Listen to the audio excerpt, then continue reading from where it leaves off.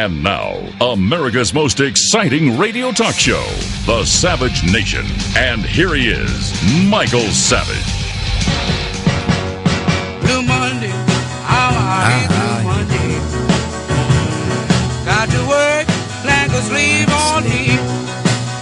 Here come Tuesday, oh Tuesday. From Fats Domino to heavy metal Motley Crue, it's Monday, post-Thanksgiving blues on the Savage Nation. To me, I don't have the blues. It's a hard day's night for me every day, so what's the difference? It's always been a long day's journey into night for me. It's the way I'm made.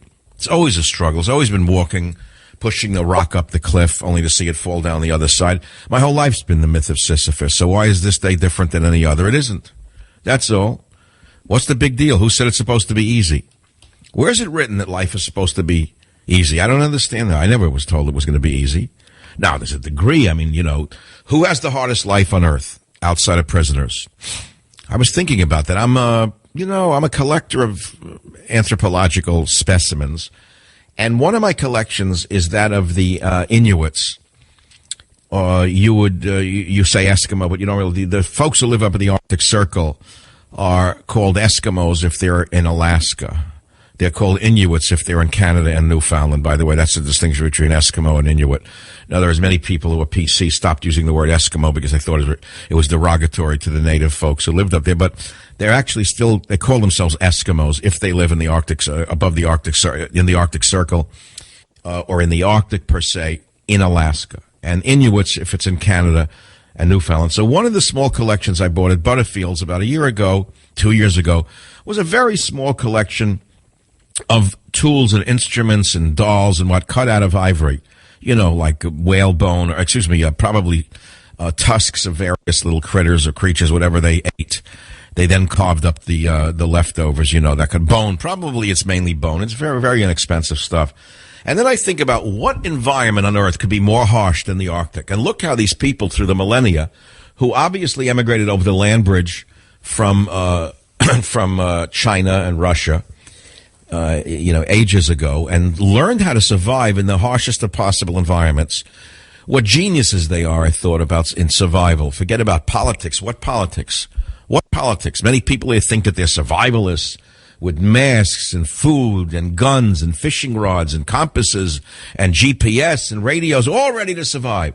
But think about those people, what they survived on. Think about how brilliant they were. But then go to the opposite extreme on this planet of ours, if you want to talk about survival and its toughness. Look at the people who live in the deserts of the world, the Bedouins, our dear friends, the Bedouins, many of whom are warring against us. Would you say that they're stupid people? Would you say that the Bedouins are not capable of surviving under very harsh conditions? And they've been at war for thousands of years. To us, we think it's a new war. We think that the Islamo-fascists have just declared war on us because they don't like our way of life. What you don't understand is that the Islamo-fascists have declared war on the world from the beginning of their religion. They've never stopped in their war against all peoples on the earth, whether they be Christians, Jews, Buddhists, Hindus, or non-believers. They've been at war with the rest of the world from the beginning of their religion. And they're very smart people, and they're very tough people. And we're a very weak people, and we're not a very tough people. We're a weak people, and we're not a very smart people. And so, as I say to you, just looking at these things from the point of view of survival, it's not a very pleasant thing to do on a daily basis.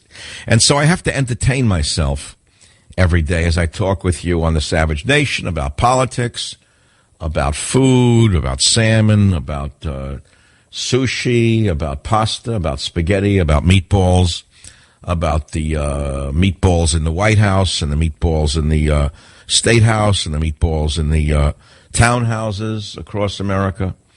I have to tell you that I've never seen anything quite like it. The level of ignorance has never been greater in America.